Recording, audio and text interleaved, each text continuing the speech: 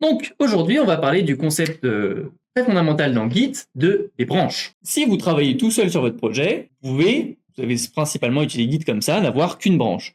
C'est-à-dire que là, vous avez votre init, puis là, votre différents commits, jusqu'à avoir votre produit final, style final. Cette branche-là, cette branche principale, elle peut s'appeler très souvent main. Avant, elle s'appelait master, mais on n'aime plus trop les noms master, ça fait référence à des termes plus trop appréciés en informatique. Donc, on a cette branche main.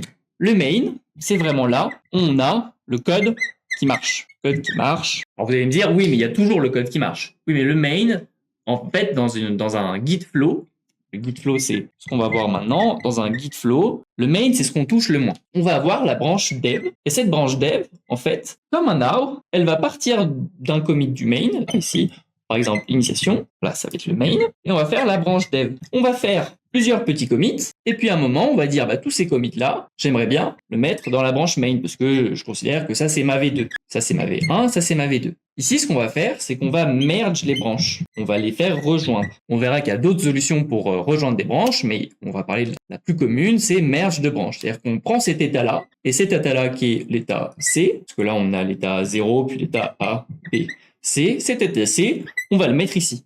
Toujours en faisant de la résolution de conflit.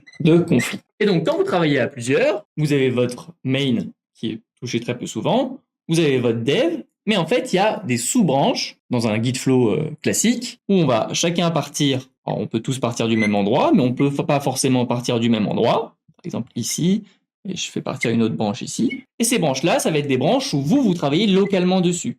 Ça veut dire que vous avez votre branche où vous êtes tout seul à travailler dessus. Parce que si tout le monde travaille sur dev, on va sans cesse remettre des conflits et donc on va sans cesse récupérer des conflits. Le but, c'est d'avoir le conflit le moins de fois possible. Donc on travaille sur sa branche en local. On peut appeler, si on fait une feature, on l'appelle feature / tatata. Ou si on travaille sur un fixe, on peut l'appeler fixe tatata. Ça, c'est le convention de nommage des branches. Il y en a plein, moi je vous donne celle-là.